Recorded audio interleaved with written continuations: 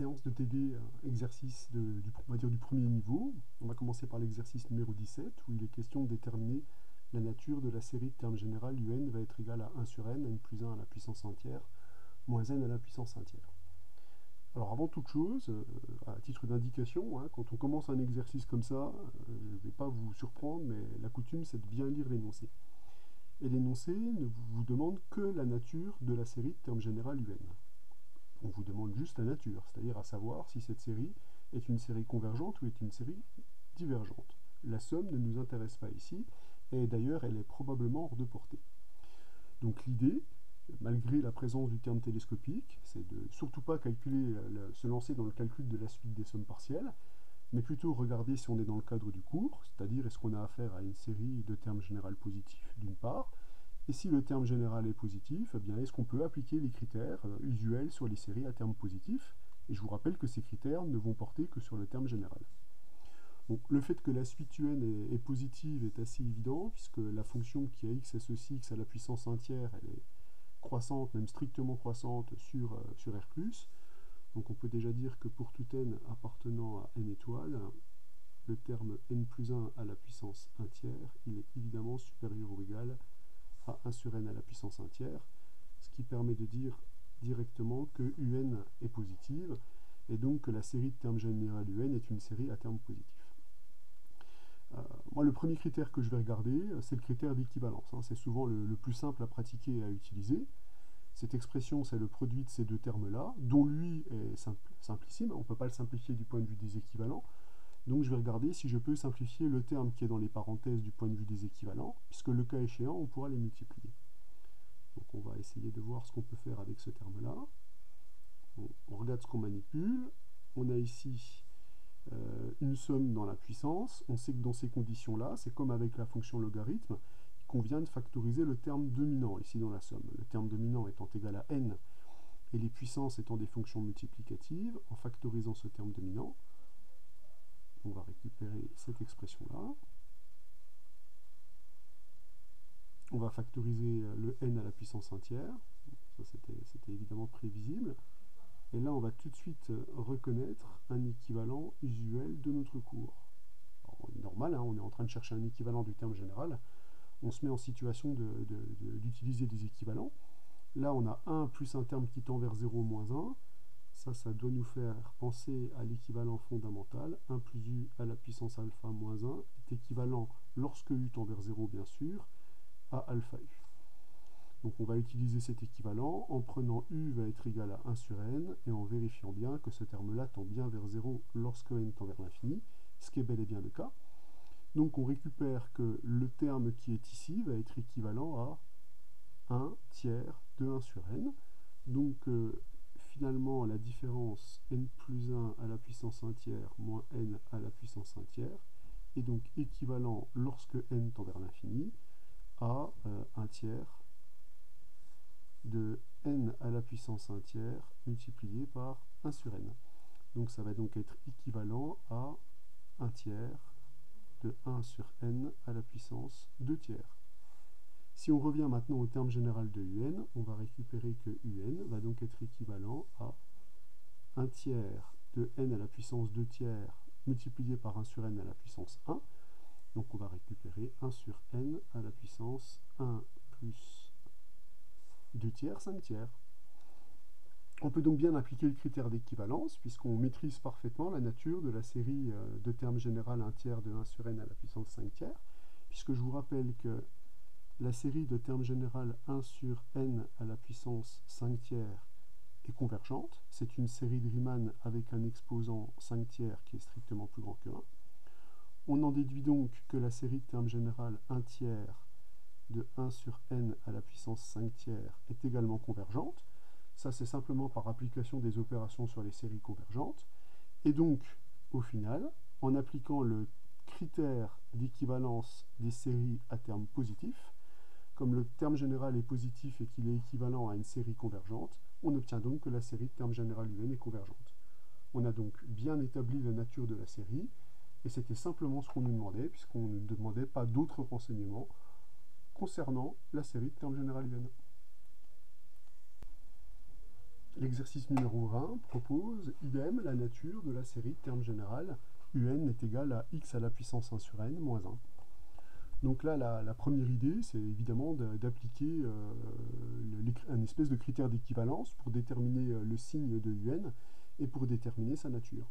Donc là, c'est un exercice qui va être très rapide. Donc je sais que un, par définition, c'est x à la puissance 1 sur n moins 1. Comme on a ici une puissance qui est réelle mais non entière, on a intérêt à l'écrire sous sa forme exponentielle. Donc on va l'écrire exponentielle de 1 sur n ln de x moins 1. Là, on reconnaît un équivalent classique du cours. On a l'exponentielle de quelque chose qui tend vers 0 moins 1. Donc ceci va être équivalent au terme qui tend vers 0. Alors pourvu qu'il ne soit pas nul. Donc il y a quand même un cas où ça va poser problème. C'est le cas où x est égal à 1, puisque dans ce terme-là, j'obtiens 0. Donc évidemment, on va déjà supposer que x est différent de 1 pour pouvoir chercher un équivalent, et après on regardera ce qui se passe lorsque x est différent de 1. Donc lorsque x est différent de 1, ln de x sur n est un terme qui tend vers 0 lorsque n tend vers l'infini. Donc on peut bien utiliser l'équivalent exponentielle u-1 est équivalent donc à u lorsque u tend vers 0, donc à ln de x sur n lorsque n tend vers plus l'infini. On dispose donc d'un équivalent simple de un. Alors là maintenant on a gagné. On a gagné pourquoi? Parce que si x est strictement plus grand que 1, ceci est de signe positif, donc un est positif à partir d'un certain rang. En fait, si x est plus grand que 1, un est tout le temps positif. Donc là, on peut même le dire, un est strictement positif, on va dire positif ou nul, pour tout n appartenant à une étoile. C'est par propriété des puissances, le terme qui est ici est positif, donc l'exponentielle est plus grande que 1. On peut donc appliquer le critère d'équivalence des séries à termes positifs. Comme on sait que la série de termes général 1 sur n est une série divergente, c'est la série harmonique, on obtient qu'en multipliant cette série, le terme général de cette série par un nombre strictement positif, on obtient aussi une série divergente, toujours par opération sur les séries, mais cette fois-ci divergente. Si vous multipliez la suite des sommes partielles qui divergent vers plus l'infini par un nombre strictement positif, cette série divergera également vers plus l'infini. Donc là, il n'y a pas de problème sur la nature de cette série. Or, comme le terme général un est un terme positif est équivalent à une série divergente, donc par théorème d'équivalence des séries à terme positif, par critère d'équivalence des séries à terme positif, on obtient donc que la série de termes général un sera divergente. Si x est strictement plus petit que 1, que se passe-t-il? Alors dans ce cas-là, le terme dans le log est négatif, strictement négatif, donc l'exponentielle est strictement plus petite que 1, donc le terme général est strictement négatif. Nous, ce qui nous intéresse, c'est simplement qu'il soit négatif ou nul, donc pour tout n appartenant à n étoiles. Alors dans ce cas-là, on ne peut pas appliquer directement le critère d'équivalence puisqu'il nous faut une série à terme positif. Et vous voyez que si on travaille avec la série des opposés, on gagne de la même façon. Donc là, on va récupérer que comme la série de termes général un diverge, la série de termes général ln de x sur n est également divergente. Et oui, si la suite des sommes partielles tend vers plus l'infini, en la multipliant par ln de x, elle va tendre vers moins l'infini, puisque ln de x est strictement négatif. Donc, ici, on va appliquer le critère d'équivalence avec le moins un.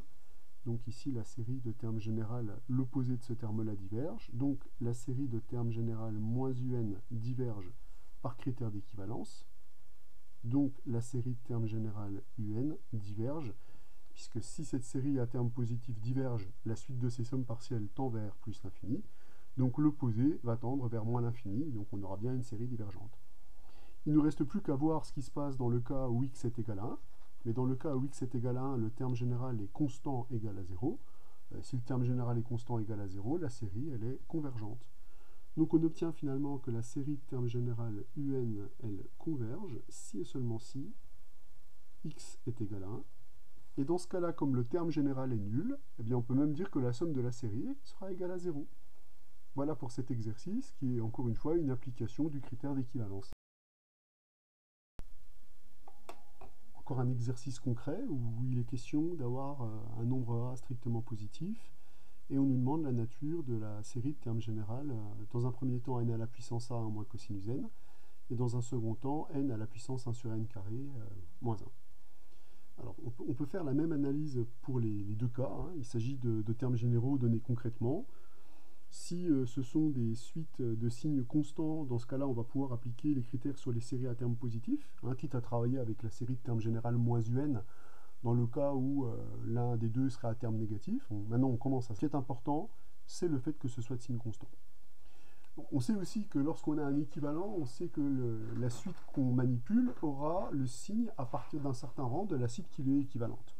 Donc finalement, on a toujours intérêt à voir si on est capable de récupérer un équivalent. Donc la première suite, son terme général, c'est n à la puissance a 1 moins cosinus 1 sur n. Donc est-ce qu'on est capable de récupérer un équivalent de ceci? Alors oui, je pense, parce que dans le cours, on dispose d'un équivalent de 1 moins cosinus 1 sur n.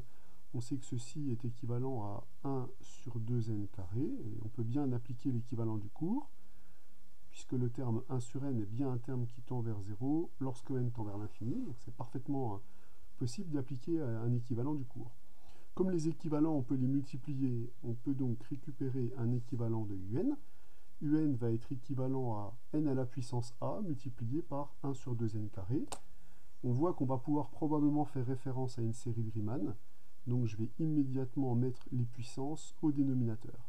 Donc je vais plutôt écrire la puissance sous la forme 1 sur 2 moins a pour directement faire référence à une série de Riemann. Alors, il était à peu près clair que le terme général un était positif ici, il n'y avait pas de sport, puisque cosinus est compris entre moins 1 et 1, donc 1 moins cosinus est positif, et ce terme-là est positif. Donc là, on n'avait pas besoin de l'équivalent pour chercher le signe, mais notez bien quand même que comme ça c'était positif, on était certain que lui serait positif à partir d'un certain rang. Mais ici, ça ne vaut pas le coup d'utiliser ce résultat, puisqu'on l'a déjà nativement, le fait que la suite un est une suite à terme positif. Donc, comme la suite un est une suite à terme positif, on peut appliquer les critères sur les séries à terme positif, notamment le critère d'équivalence.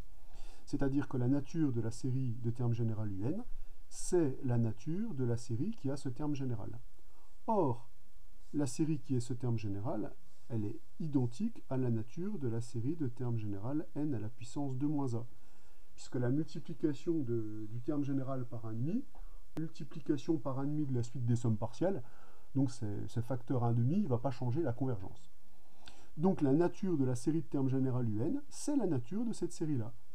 Or, cette série-là est une série de Riemann. On sait que cette série de Riemann converge uniquement si la puissance qui est là est strictement plus grande que 1. Donc la condition pour que ça converge, c'est que 2 moins a soit strictement plus grand que 1. Alors cette condition, elle est assez facile à récupérer sur a.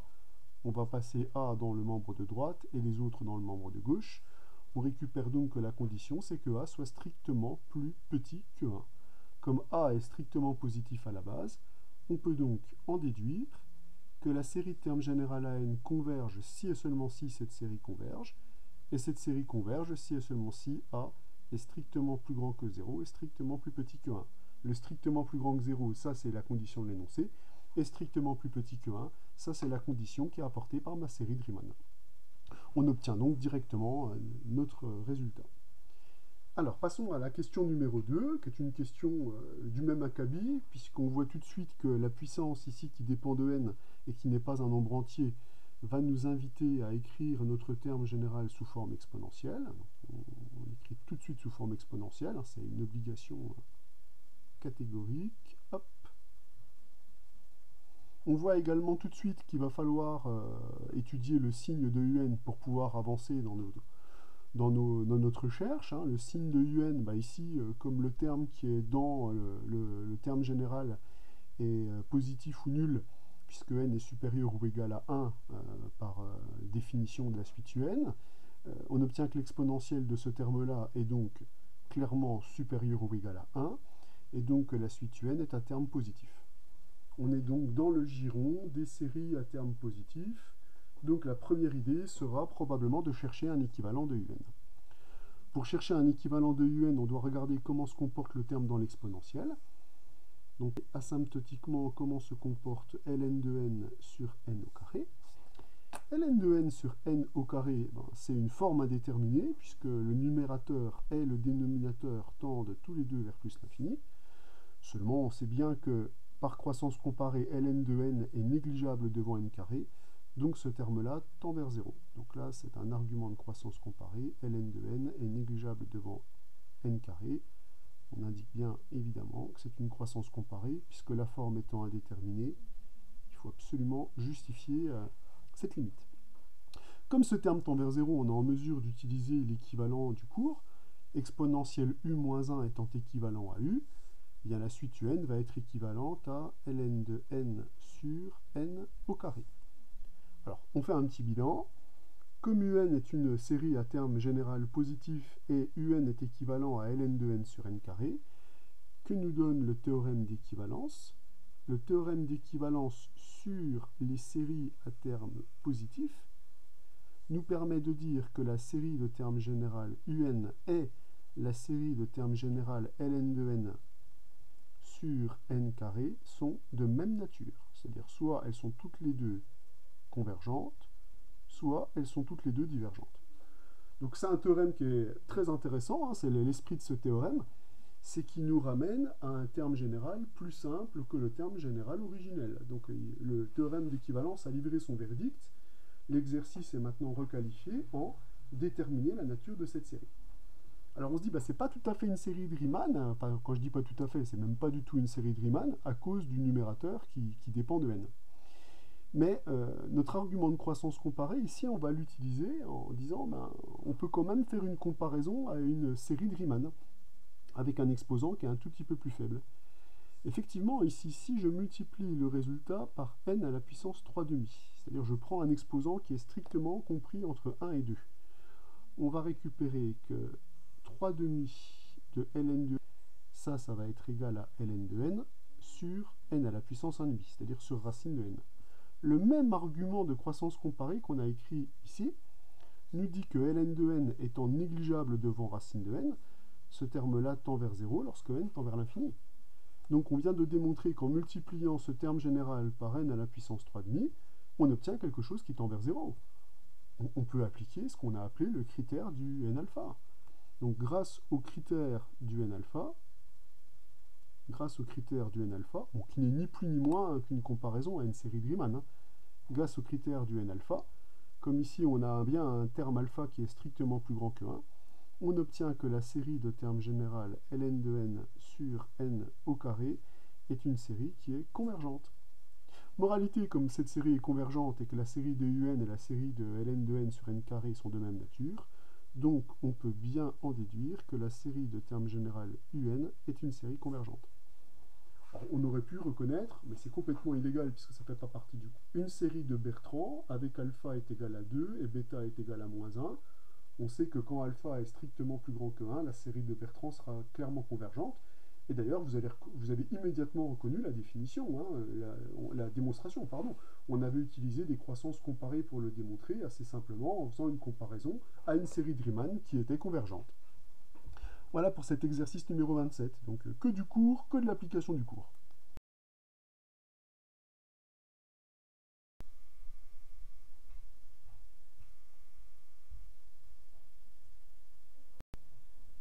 L'exercice que nous allons aborder maintenant est un exercice plus difficile. Il s'agit d'étudier une suite, la suite un, qui est définie comme la différence entre un terme qui diverge grossièrement vers plus l'infini, hein, puisque racine de n diverge vers plus l'infini, et de la suite des sommes partielles d'une série de Riemann divergente, hein, puisqu'on reconnaît un terme général de la forme 1 sur n à la puissance 1,5. Comme 1,5 est inférieur ou égal à 1, eh bien on a une série de Riemann divergente, et donc la suite de ces sommes partielles diverge vers plus l'infini. L'objectif est de déterminer la nature de cette suite, qui pour l'instant est indéterminée, puisque c'est la différence de deux termes qui divergent vers plus l'infini. Donc pour étudier la nature de cette série, à savoir si elle est convergente ou non, comme on ne nous demande pas la limite, on peut penser à des critères existentiels. Alors l'étude des variations de cette suite est très très très loin d'être évidente, donc c'est justement quelque chose qu'on va laisser tomber, et on va essayer deux angles d'attaque. Le premier angle d'attaque, c'est d'exploiter une comparaison série intégrale pour récupérer un encadrement de ce terme-là, en espérant que cet encadrement sera suffisamment fin pour pouvoir conclure. La comparaison série intégrale, ici, a pour but de définir un encadrement, alors on l'espère le plus fin possible, donc un encadrement de la somme pour k variant entre 1 et n des 1 sur racine de k. L'objectif, il est là.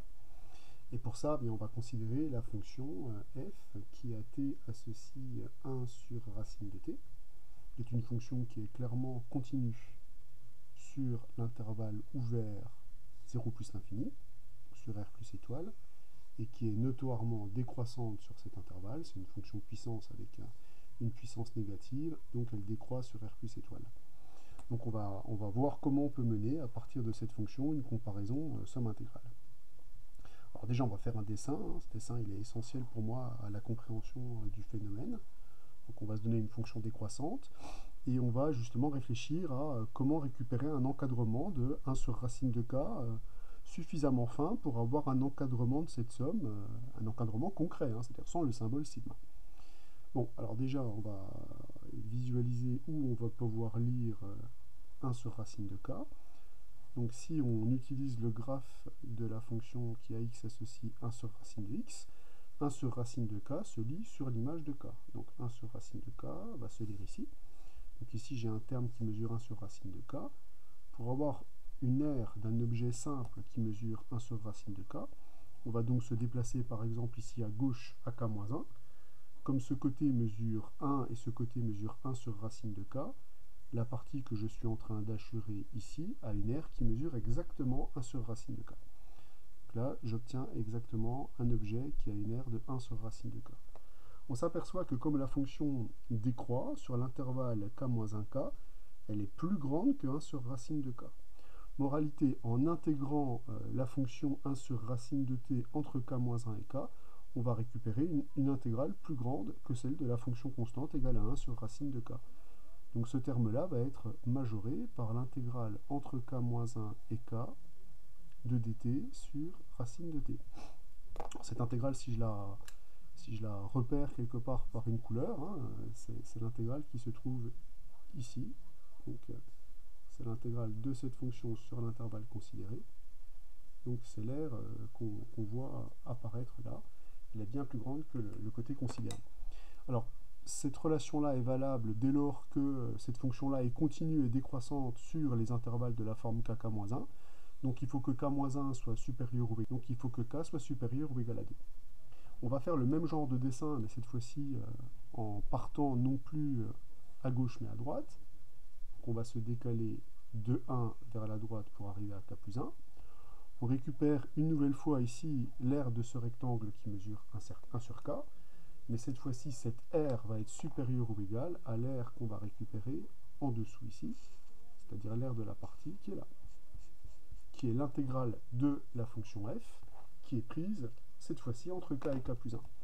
Donc là, on va récupérer que 1 sur racine de k est supérieur ou égal à l'intégrale entre k et k+1 de dt sur racine de t.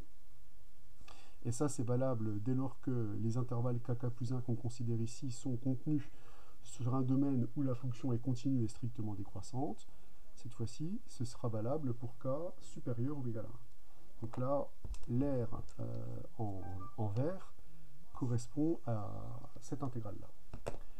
On va donc pouvoir récupérer un encadrement de la suite des sommes partielles de cette série de Riemann divergente. Alors, on va voir comment on peut le récupérer. Déjà, quand je somme ces inégalités entre 1 et n, ce qui est possible puisque cette inégalité est supérieure, enfin, est valable pour k supérieur ou égal à 1, je vais récupérer que cette somme-là est plus grande que l'intégrale entre 1 et 2, plus l'intégrale entre 2 et 3, etc. jusqu'à l'intégrale entre n et n+1, donc qui est plus grand que l'intégrale entre n et n+1 de dt sur racine de t. Donc là, on utilise la relation de Schall qui fait office de somme télescopique. Pour la minoration, alors c'est un tout petit peu plus compliqué, puisque là, mon inégalité n'est valable qu'à partir de k égale 2.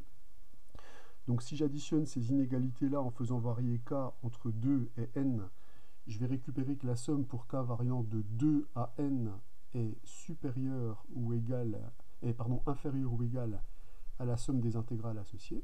Donc je vais récupérer l'intégrale entre 1 et n de dt sur racine de t. Et le terme pour k égale 1, il faut que je le rajoute à la main. Donc on va récupérer ici plus 1 pour pouvoir récupérer la majoration totale. Donc finalement, la nature de cette somme, elle se décrit avec le calcul de ces intégrales. Je vais donc calculer à part l'intégrale entre a et b de dt sur racine de t, en prenant a et b de nombres strictement positifs, pour que j'intègre bien sur un intervalle où la fonction est continue. Alors ça, il se trouve que ça s'intègre directement, puisqu'on n'est pas loin d'une dérivée classique. Je vous rappelle que la dérivée de racine de t, c'est 1 sur 2 racine de t. Donc ça va s'intégrer bien sûr en 2 racines de t, que je prends entre a et b. Donc je vais récupérer 2 racine de b moins racine de a. Donc, en reportant le calcul dans cette expression, on va récupérer 2 racine de n moins 2, plus 1, donc moins 1, va être supérieur ou égal à la somme pour k variant entre 1 et n de 1 sur racine de k, qui lui-même est supérieur ou égal à 2 racine de n plus 1 moins 2. Nous, notre objectif, ne l'oublions pas, c'est d'obtenir une estimation de la suite un. Donc il va falloir calculer la différence entre la suite des sommes partielles qui est ici et moins 2 racines de n. Donc on va retirer 2 racines de n à chaque membre.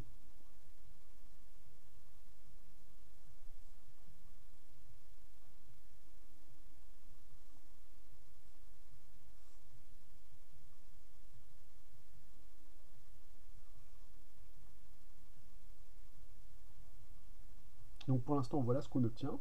Alors là, on a espoir d'obtenir un résultat avec le théorème d'encadrement. Espoir qui va être déçu, puisque si vous regardez ce terme-là, racine de n plus 1 moins racine de n, si vous le multipliez par son conjugué, on va récupérer 1 sur racine de n plus 1 plus racine de n, ce qui atteste donc que ce terme-là tend vers 0 lorsque n tend vers l'infini. Ce terme-là va tendre vers moins 2, ce terme-là tend vers moins 1. Le théorème d'encadrement est donc proprement impraticable. Néanmoins, on a quand même démontré quelque chose sur la suite un, c'est plus faible que ce qu'on voulait. On a démontré qu'elle était majorée par moins 1 et qu'elle est tout de même supérieure ou égale à moins 2, puisque le terme qui est ici est un terme qui est positif. Donc moralité, on a bien récupéré tout de même un encadrement pas inintéressant de cette suite. On vient de récupérer que la suite un est bornée. Mais on voit que la comparaison somme intégrale n'est pas suffisante pour pouvoir récupérer la convergence.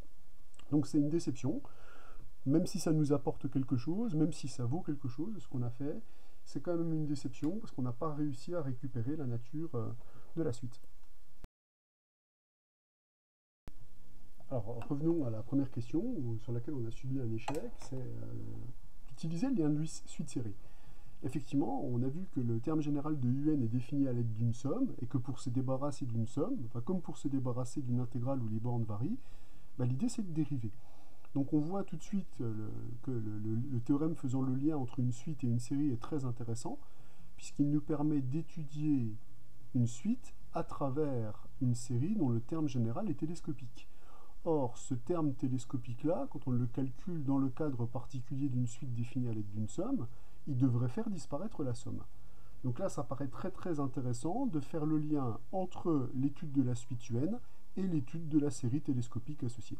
Alors c'est ce qu'on se propose de faire, et pour ça, on va commencer par calculer un plus 1 moins un, pour justement voir si la somme disparaît. Donc lançons le calcul. Ça me donne la somme pour k variant de 1 à n plus 1 des 1 sur racine de k, moins 2 racine de n plus 1, moins la somme pour k variant entre 1 et n des 1 sur racine de k, plus 2 racine de n. On va tout de suite regarder ce qui se passe du point de vue des sommes. Là, vous avez la somme des termes pour k variant de 1 à n, et là pour k variant de 1 à n plus 1. Donc il va nous rester juste le dernier terme pour n plus 1.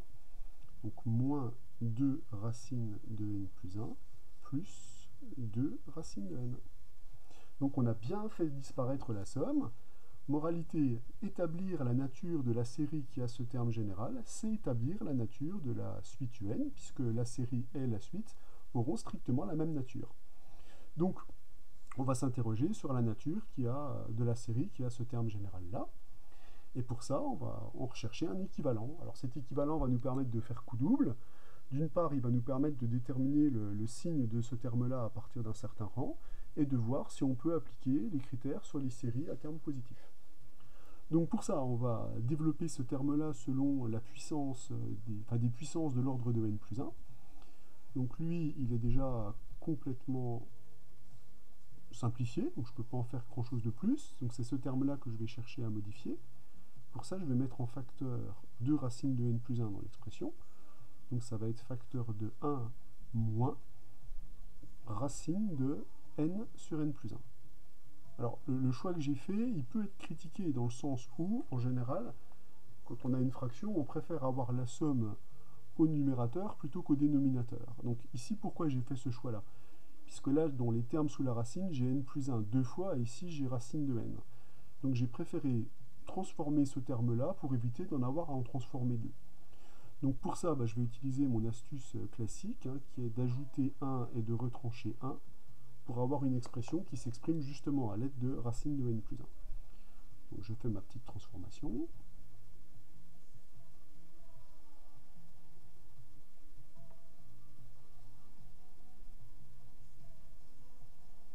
Donc là, on va récupérer le 1, moins 1 sur n plus 1. Moralité, si on arrive à développer le terme qui est ici, donc le terme qui est ici, on aura un développement asymptotique de ce terme-là, et donc si possible un équivalent. Alors ce terme-là, analysons-le plus précisément. Moi je reconnais un terme de la forme 1 plus u à la puissance alpha où u tend vers 0, puisque moins 1 sur n plus 1 est un terme qui tend vers 0. Donc on va le développer.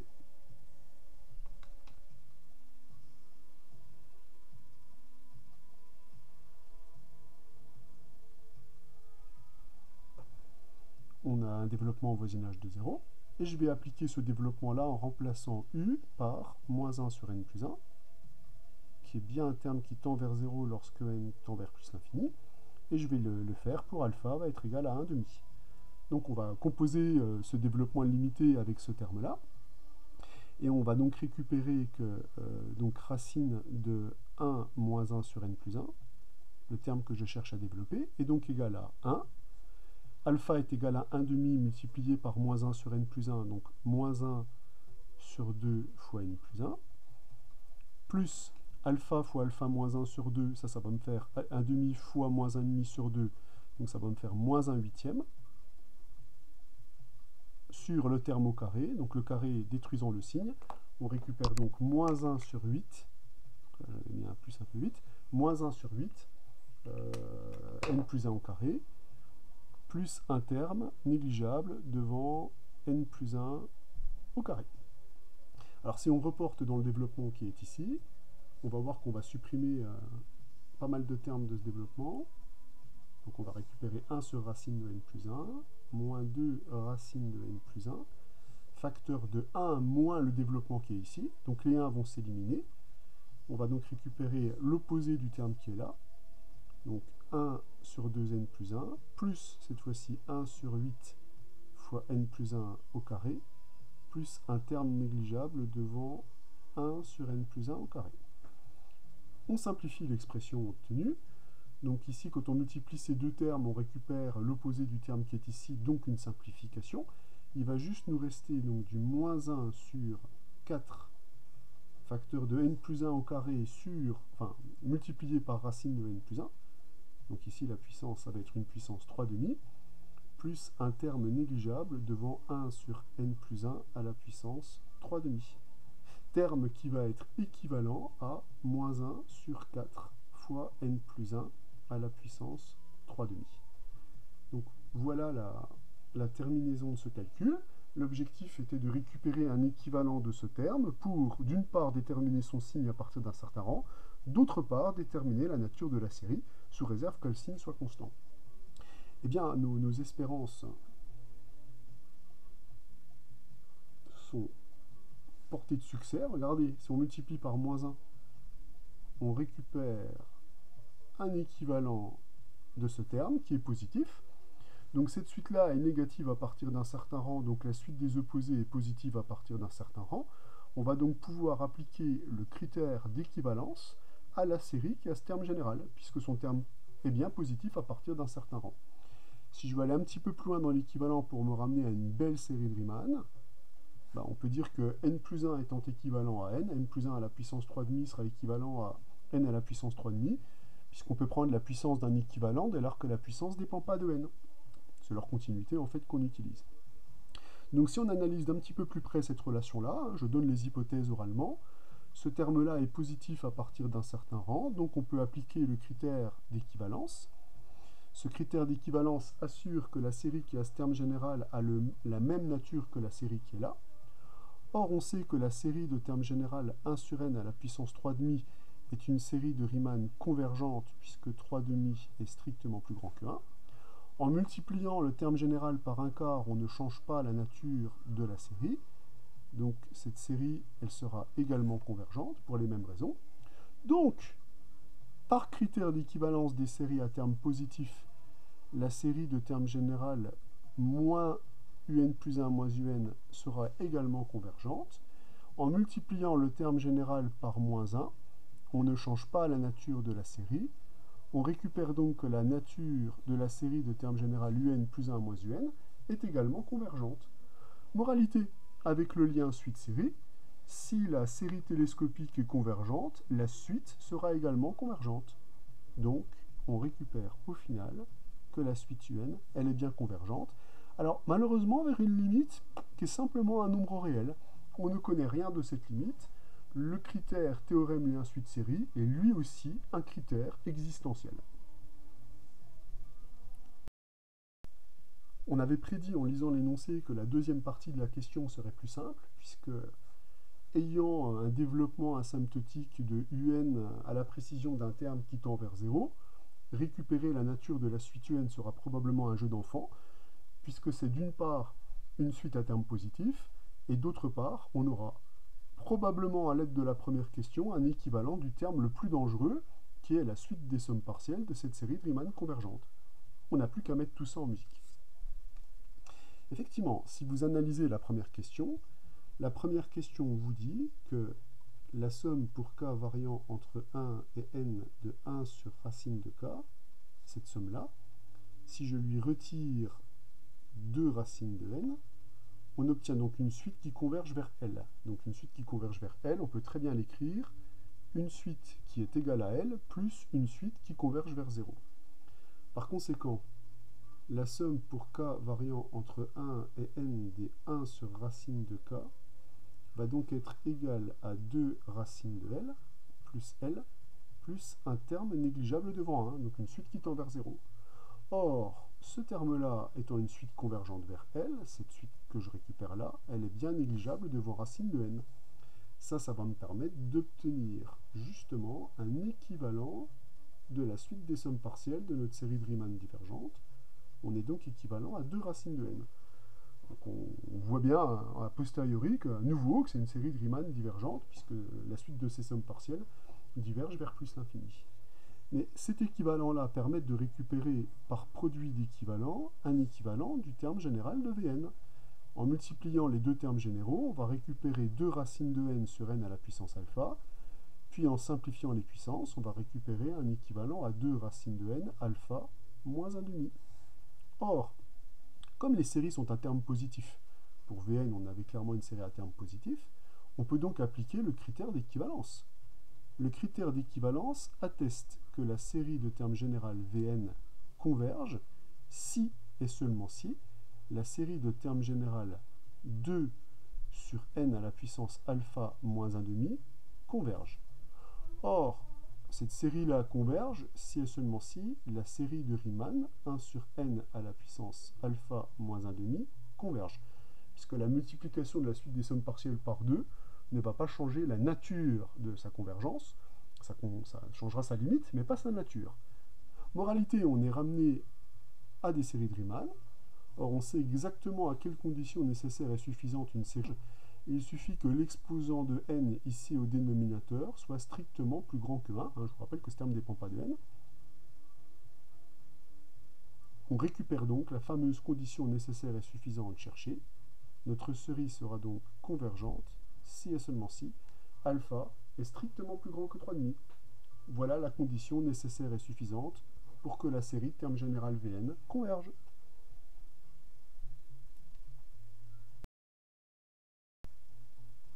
L'exercice numéro 62 est un exercice qui comporte 4 questions. Quand on lit attentivement les questions, on voit qu'elles se découpent en 2 parties différentes. La première question, où il s'agit de faire une étude spéciale quand p est égal à 0 et p est égal à 1.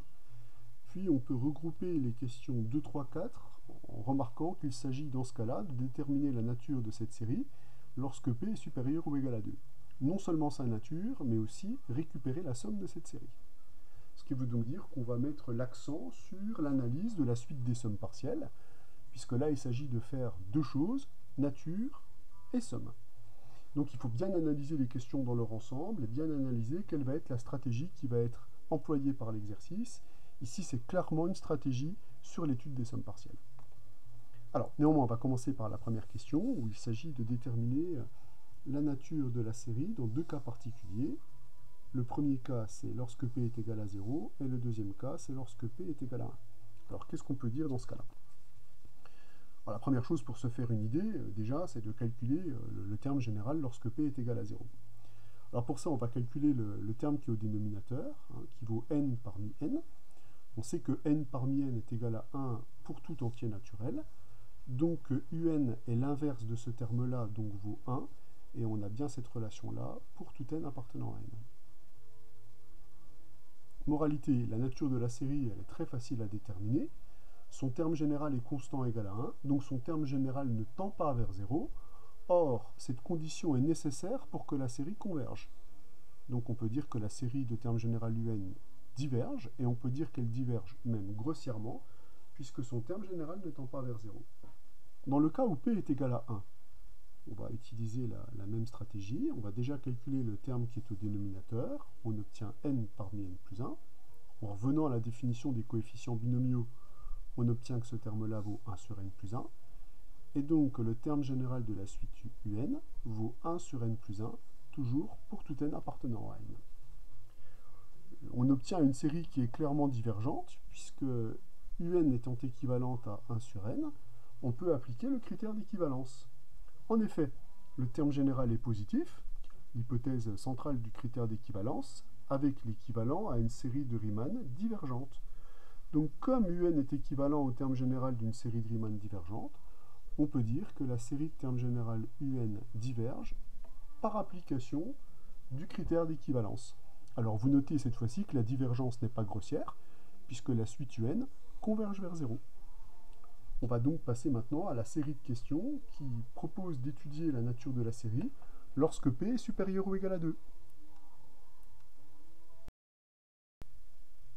La question 2 se divise en 2 questions. Une première question où il est question de relier le terme un et un plus 1 à travers une formule. Et la deuxième question d'en déduire Sn en fonction de un. Alors dans l'énoncé, vous avez une formule qui est donnée.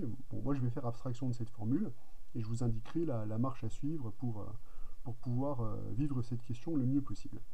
Bon, moi ce que je vais déjà faire, c'est que je vais chercher une relation entre ces deux termes-là. Et pour ça, je vais me lancer dans le calcul du terme qui est dans le membre de gauche. Donc ici, p est un entier plus grand que 2, ça c'est donné par l'énoncé. Je vais me donner donc un entier naturel n appartenant à n quelconque, et je me lance dans le calcul de n plus 1 plus p un plus 1. Pour ça, on va utiliser la définition de un plus 1. un plus 1, c'est l'inverse d'un coefficient binomial. Donc je vais écrire ce coefficient binomial. Évidemment, je vais l'écrire en mettant au dénominateur le numérateur du coefficient binomial. Alors attention, c'est un plus 1, on remplace ici n par n plus 1. Donc le numérateur de ce coefficient binomial, c'est n plus 1 plus p factoriel. Et son dénominateur, qui va donc passer au numérateur, c'est n plus 1 factoriel multiplié par factoriel p. Alors on s'aperçoit tout de suite qu'il y a quelque chose d'intéressant à exploiter. c'est que le facteur qui est ici, c'est aussi le dernier facteur de l'écriture en extension de factoriel n plus p plus 1. Donc une fois qu'on fait cette simplification, on récupère au numérateur, ben là il n'y a pas de perturbation pour l'instant, le tout divisé par le terme factoriel, amputé de son dernier terme, donc il va juste nous rester factoriel n plus p. On voit tout de suite qu'on est très très proche du terme général un, il suffit de factoriser probablement n plus 1 pour le récupérer. Factorisons n plus 1 donc dans le coefficient factoriel, on va donc récupérer au numérateur factoriel n factoriel p, et au dénominateur factoriel n plus p. On récupère bien l'inverse du coefficient binomial, n parmi n plus p. On récupère donc bien n plus 1 multiplié par un. On a donc bien démontré cette formule directement par une approche qui est directe. Alors maintenant, il nous reste à démontrer la relation, la formule générale de notre expression sur Sn. Donc moi, je vous ai dit simplement exprimer Sn en fonction de un. Là, on vous demande plus, puisqu'on vous demande directement de récupérer, on vous demande de récupérer une expression qui est concrète. Donc je vais tout de suite écrire l'expression qu'on me demande de récupérer. On me demande de démontrer que Sn va être égal à, donc 1 moins n plus 1 fois un. Ça ne vous échappe pas que ce terme-là apparaît dans la question suivante, le tout divisé par p plus 1. Alors comment aborder une telle question? Vu la place du en déduire, il est à peu près clair que la formule qui est citée ici, ça sera probablement la clé de la démonstration de ce qu'on nous demande. Une façon d'aborder cette question serait déjà d'effectuer un raisonnement par récurrence. On vous donne une expression qui dépend de n, on vous demande d'établir une formule qui dépend de n. Ça paraîtrait pas délirant d'entamer un raisonnement par récurrence. Mais moi, je vais essayer de faire abstraction de ce raisonnement par récurrence en me disant l'objectif, c'est de calculer une somme. Quel genre de somme je sais calculer compte tenu du contexte? Ici, vous voyez quand même qu'on est presque sur un terme télescopique. Là, on a n plus 1 un, et là, on a juste le terme qui est décalé. Pour qu'il soit décalé de la même façon, il faudrait juste faire apparaître n plus 2 ici. Si je fais apparaître n plus 2, j'aurai un terme télescopique. Bon, je vais me placer avec cette idée-là. Donc je vais faire apparaître ici dans le terme de gauche ce qu'il me faut pour avoir un terme télescopique. Donc le n plus p plus 1, je vais l'écrire n plus 2, donc plus p moins 1, pour faire apparaître le n plus 2, un plus 1, et ça c'est égal à n plus 1 fois un. Donc les parties télescopiques, je vais les mettre à gauche, et les parties non télescopiques, je vais les mettre à droite. Donc la partie télescopique, c'est n plus 2 fois un plus 1 moins n plus 1 fois un. Et l'autre partie, on va la placer dans l'autre membre. Donc ça va nous faire 1 moins p, attention au changement de signe, hein, c'est pour ça qu'il s'écrit comme ça, fois un plus 1. Évidemment, ça, on va le sommer en faisant varier les indices. Alors pour pas justement être trop perturbé par les indices, je vais remplacer l'indice n ici par k, puisque la relation qu'on a écrite ici, elle est valable évidemment pour tout k appartenant à n, puisque celle du dessus était valable pour tout n appartenant à n. Donc là, j'écris ça par rapport à la variable k. Et je dis, moi, pour récupérer la somme qui m'intéresse, Sn étant égal à U1 plus U2 plus etc. plus UN, il faudrait que j'additionne ces termes-là en faisant apparaître ici U1, U2, etc. UN. Donc on voit que les entiers qui sont intéressants ici, c'est les entiers qui vont de 0 jusqu'à n-1. C'est 2 dont j'ai besoin pour pouvoir additionner tous les termes qui sont ici. Donc je vais calculer la somme de ces égalités-là en faisant varier k entre 0 et n-1. C'est parti! Je fais varier donc k entre 0 et n-1. Là, on va récupérer une somme télescopique, donc hyper facile à clore.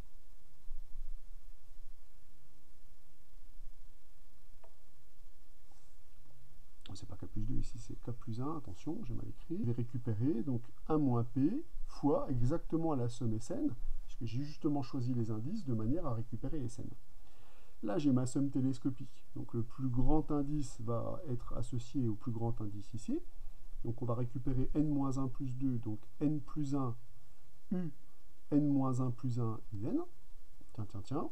moins le plus petit indice pour k égale 0, donc 1 fois U0. Mais U0, c'est 1 sur 0 parmi P, c'est 1. Bah, je crois que c'est gagné. Hein. On vient de récupérer notre formule sur Sn, c'était cette formule-là qu'on voulait. Si vous multipliez chaque membre par 1 moins P, vous récupérez donc Sn, c'est n plus 1 un moins 1, le tout divisé par 1 moins P. Alors, ce n'est pas tout à fait la formule qui est ici, mais vous voyez qu'en multipliant le numérateur et le dénominateur par moins 1, évidemment c'est une opération blanche, vous ne modifiez pas la fraction, et là vous récupérez pile l'expression que l'on souhaitait. Donc là la question 2 a été établie, et encore une fois, si vous n'avez pas pensé à utiliser des termes télescopiques ou faire apparaître des termes télescopiques, vous avez toujours la possibilité de démontrer cette égalité-là en effectuant une récurrence sur n. Ça c'est parfaitement envisageable. Passons à la question 3, où il est établir que la série de termes générales UN converge. Et pour cela, on vous introduit une suite Vn. La suite Vn, c'est la suite n plus 1 Un. Alors évidemment, hein, on reconnaît tout de suite la suite qu'on a utilisée, qui nous a apporté le terme télescopique, qui nous a permis de calculer cette relation-là sans faire de raisonnement par récurrence. Donc probablement que là, dans les calculs qu'on a faits, il y a des choses qu'on va pouvoir réinvestir. Alors, notamment, dès la première question, on me demande de montrer que la suite Vn décroît. Mais vous avez bien noté que tout à l'heure, on a calculé Vn plus 1 moins Vn finalement. Hein. On a calculé cette dérivée discrète. Hein. C'est ce qu'on a fait exactement ici. Là, vous avez Vn plus 1 et là, vous avez Vn. Donc, on a obtenu que le résultat, c'était 1 moins P fois Un plus 1. Donc, déterminer le signe de ce terme-là, c'est déterminer le signe de ce terme-là. Or, le signe de ce terme, on peut aisément le déterminer, puisque Un est positif clairement par définition de la suite, et 1 moins P est négatif, puisque P est supposé supérieur ou égal à 2. Donc on obtient que cette différence est négative ou nulle pour tout n, ce qui permet d'attester que la suite Vn est donc une suite qui est décroissante. Donc la suite Vn, elle décroît. Bon, intéressant, c'est-à-dire asymptotiquement, une suite décroissante, on sait qu'elle converge, c'est seulement si elle est minorée. Bon, pour l'instant, ça ne rentre pas dans mon spectre de recherche. Moi, mon spectre de recherche, c'est de déterminer la nature de la série de termes générales UN. La nature de la série de termes générales UN, elle est donnée par la suite de ces sommes partielles. Alors vous allez me dire, mais là pour l'instant, vous nous avez dit que pour les séries, il vaut mieux travailler sur le terme général. Oui, mais là, comme on veut la somme et la convergence, ça vaut le coup de regarder ce qui se passe pour la suite des sommes partielles. Et c'est d'autant plus pas parachuté que la question précédente nous donnait une formule sur la suite des sommes partielles. Vous n'avez pas oublié qu'à la question précédente, on a montré que Sn, c'est 1 moins n plus 1 Un sur... Alors, c'était P moins 1, je crois. Hein. Bref, c'était cette relation-là, me semble-t-il. Bon, maintenant, ça y est, j'en suis sûr. Donc, la nature de la suite UN va déterminer la nature de la série de termes générales UN, puisque ça va déterminer la nature de la suite des sommes partielles. Donc, la convergence de Vn entraînera la convergence de Sn, donc la convergence de la série. Moralité, la clé, c'est la nature de Vn. Or, la suite Vn, elle décroît, et de par son expression, je vous rappelle que Vn, par définition, c'est n plus 1 fois Un, Vn est un terme qui est positif. Donc la suite Vn, non seulement elle décroît, mais en plus, elle est minorée par 0. Une suite qui est décroissante et minorée par 0, elle converge en vertu du théorème de la limite monotone. Alors attention, le théorème de la limite monotone nous dit simplement qu'elle converge vers une limite L, qui a priori est positif ou nul, mais ça ne va rien nous donner d'autre, en tout cas sur la nature de cette limite. Néanmoins, ce que je peux en déduire, c'est que la suite Sn, maintenant, elle est clairement convergente par opération sur les limites, puisque par opération sur les limites, je sais que la suite qui est là, elle va converger vers 1 moins L, sur P-1. Moralité, comme la suite des sommes partielles de la série de termes générales UN converge, on en déduit que la série de termes générales UN est donc convergente. À partir du rang 1, mais aussi à partir du rang 0, puisque je vous rappelle que la nature d'une série ne dépend pas de ses premiers termes. Donc on vient d'établir que la série de termes générales UN est bel et bien convergente. Alors pour la dernière question, il s'agit de calculer sa somme. Le chemin est tracé. La somme d'une série, c'est la limite de la suite de ses sommes partielles. Donc, moralité, la somme de la série, que je peux écrire, hein, puisqu'on vient de prouver qu'elle converge, donc la somme de la série, c'est en fait la limite de la suite des sommes partielles. Donc la somme de cette série, c'est 1 moins L sur P-1. Alors là, vous avez tout de suite flairé l'arnaque. Hein. C'est quel est l'intérêt d'avoir la somme d'une série en fonction d'un terme qu'on n'a pas calculé? Effectivement, pour l'instant, on n'a toujours pas calculé la limite de la suite Vn, puisque la suite Vn, on a dit qu'elle était convergente, puisque minorée par 0 est décroissante. Donc on a obtenu sa convergence par un argument d'un théorème existentiel, pas un argument d'un théorème calculatoire. Ben justement, la quatrième question, c'est peut-être de déterminer la limite de la suite Vn concrètement, explicitement. Pour ça, il va peut-être falloir travailler sur son terme général. Et connaissant le terme général de Un, on peut peut-être récupérer la limite de Vn par un argument calculatoire. Essayons. Vn, par définition, c'est n plus 1 multiplié par Un. Un étant égal à 1 sur n parmi n plus p. Donc on va tout de suite calculer ce terme plus explicitement. Donc on a le facteur n plus p ici au dénominateur, et au numérateur, on récupère factoriel n et factoriel p. Alors on va tout de suite éliminer dans le calcul les termes les plus dangereux. Pour le n plus 1, pour l'instant, j'y touche pas trop. En simplifiant factoriel n et factoriel n plus p, on va éliminer les n premiers facteurs de ce terme-là. Donc il va nous rester tous les facteurs de n plus 1 jusqu'à n plus p. N plus 1, donc n plus 2. Oh, ça tombe bien, on a juste le truc pour les compter. N plus p. Ah bah donc pour les compter, c'est pas difficile. On n'a qu'à compter sur nos doigts. 1, 2, blablabla, p. Donc là, on a exactement p termes. Alors je me fais cette réflexion, puisque moi mon objectif c'est de savoir si ça converge. Et pour savoir si ça converge, les arguments les plus simples, c'est d'utiliser des opérations algébriques sur les suites. Et on sait que ce qui est algébrique, c'est quand on a des sommes et des produits de termes, mais il faut que ces sommes et ces produits, leur nombre ne dépendent pas de n. Or ici, justement, le nombre de termes qu'on multiplie ne dépend pas de n. Ça, c'est du pain béni pour les équivalents.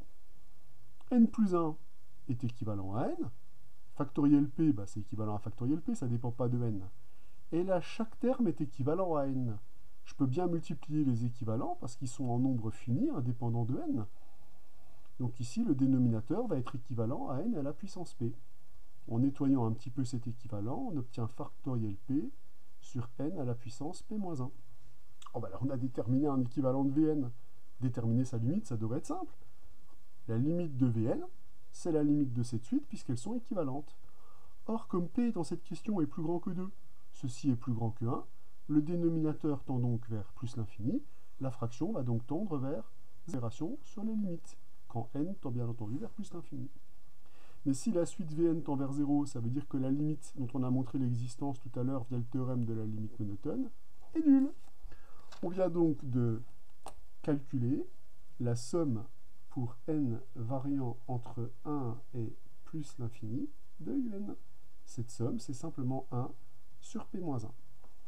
Alors si vous voulez calculer la somme de la série à partir de n égale 0, dans ce cas-là, il faut rajouter le terme u0 à la main. C'est donc u0 plus la limite qu'on a récupérée ici, donc 1 sur p-1. Comme u0 est égal à 1, on récupère p-1 plus 1, donc p sur p-1.